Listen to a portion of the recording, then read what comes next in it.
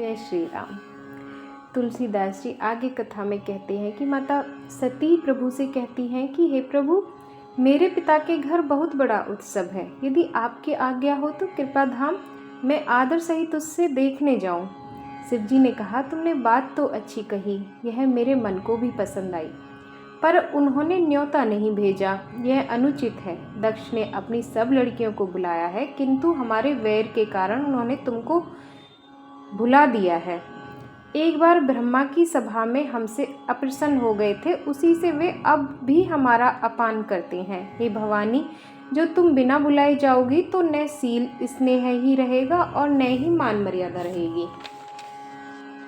यद्यपि इसमें संदेह नहीं कि मित्र, स्वामी, पिता और गुरु के घर बिना बुलाए भी जाना चाहिए, तो भी जहाँ कोई विरोध मानता हो उसके घर जाने से कल्याण नहीं होता। शिवजी ने बहुत प्रकार से समझाया, पर होनहारवश सती के हृदय में बोध नहीं हुआ। फिर शिवजी ने कहा कि यदि बिना बुलाए जाओगी तो हमारी समझ में अच्छी बात नहीं होगी। शिवजी ने बहुत प्रकार से कहकर देख लिया, किंतु जब सती किसी प्रकार भी नहीं रुकी, तब त्रिपुरारी महादेव जी ने अपने मुख्य गणों को साथ देकर उनको विदा कर दिया। भवानी जब पिता के घर पहुंची, तब दक्ष के डर के मारे किसी ने उनकी आवभगत नहीं की। केवल एक माता भले ही आदर से मिली, बहनें बहुत मुस्कुराती हुई मिली। दक्ष ने तो उनकी कुछ कुशल तक नहीं पूछी। सती जी को देखकर उल्टे उनके सारे अंग जल उठे।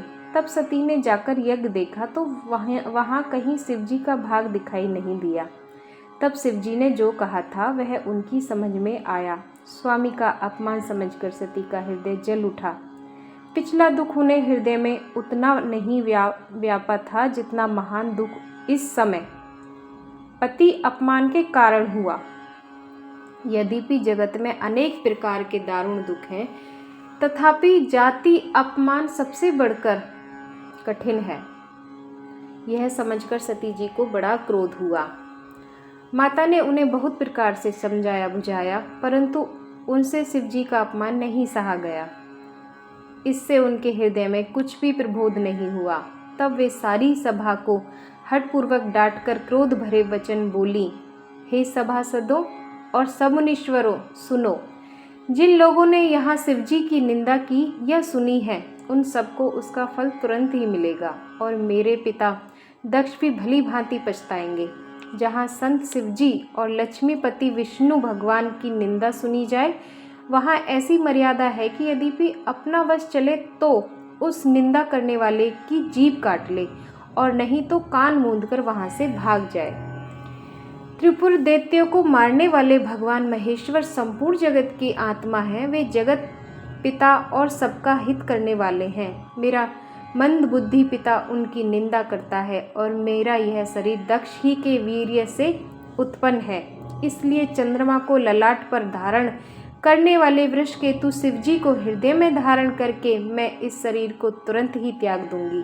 ऐसा कहकर सती जी ने योगाग्नि अपना शरीर भस्म कर डाला। सारी यज्ञशालाओं में हाहाकार मच गया।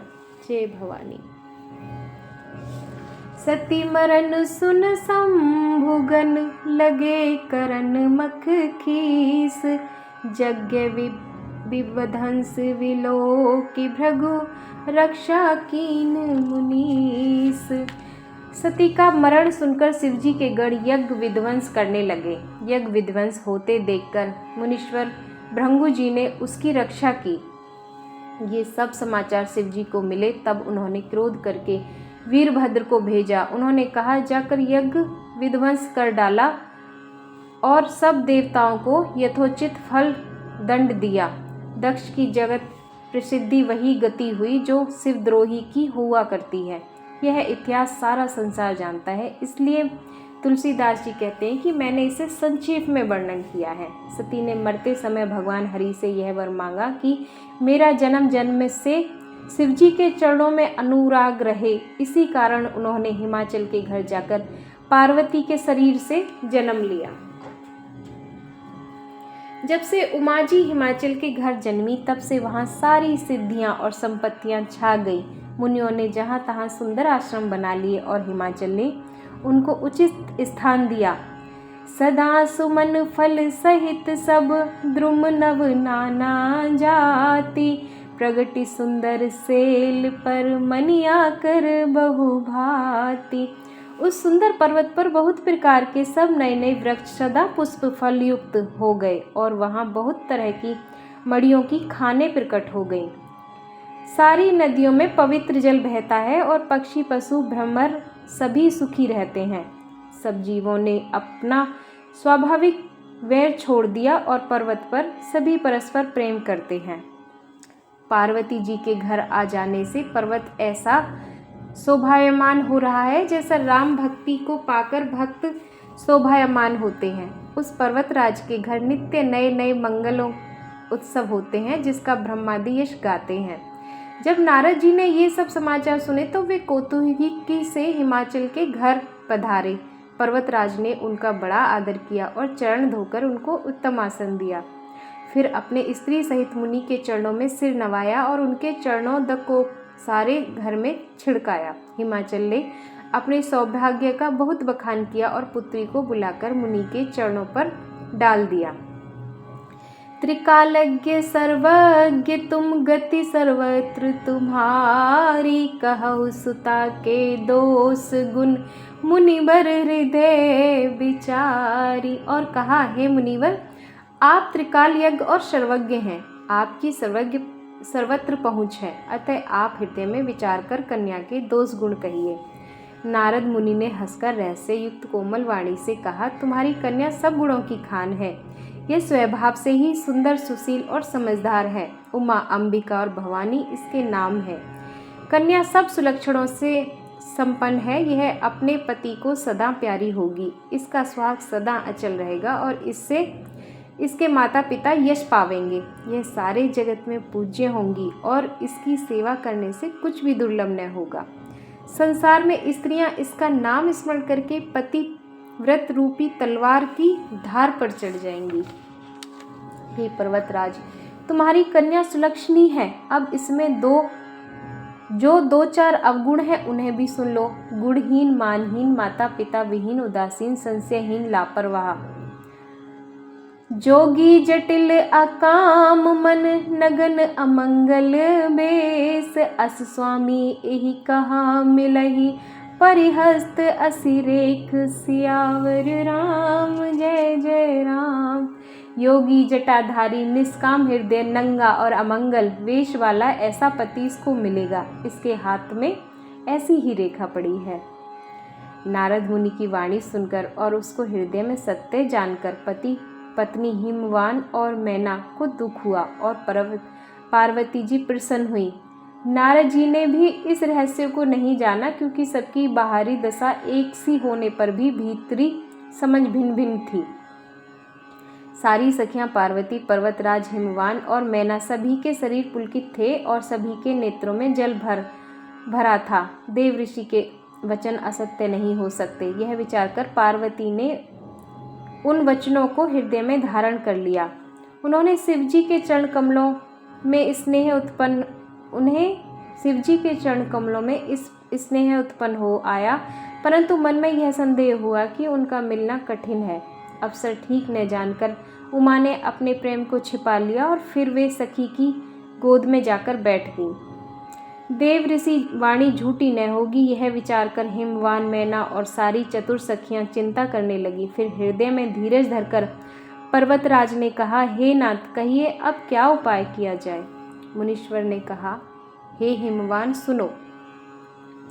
विधाता ने ललाट पर जो कुछ लिख दिया है उसको देवता, दानव, मनुष्य, नाग और मुनि कोई भी नहीं मिटा सकते। तो भी एक उपाय मैं बताता हूँ, यदि देव सहायता करें तो वह सिद्ध हो सकता है। उमा को वर तो निसंदेह वैसा ही मिलेगा जैसा मैंने तुम्हारे सामने वर्णन किया, परंतु मैंने वर के जो दोष बतलाए हैं, मेरे अनुमान से वे सभी शिवजी में हैं। यदि शिवजी के साथ विवाह हो जाए तो दोषों को भी सब लोग गुणों के समान ही कहेंगे। जैसे विष्णु भगवान शेषनाग की सैया पर सोते हैं तो भी पंडित लोग उनको कोई दोष नहीं लगाते। सूर्य और अग्निदेव अच्छे बुरे सभी रसों का क्षण भक्षण करते हैं, परंतु उनको कोई बुरा नहीं कहता।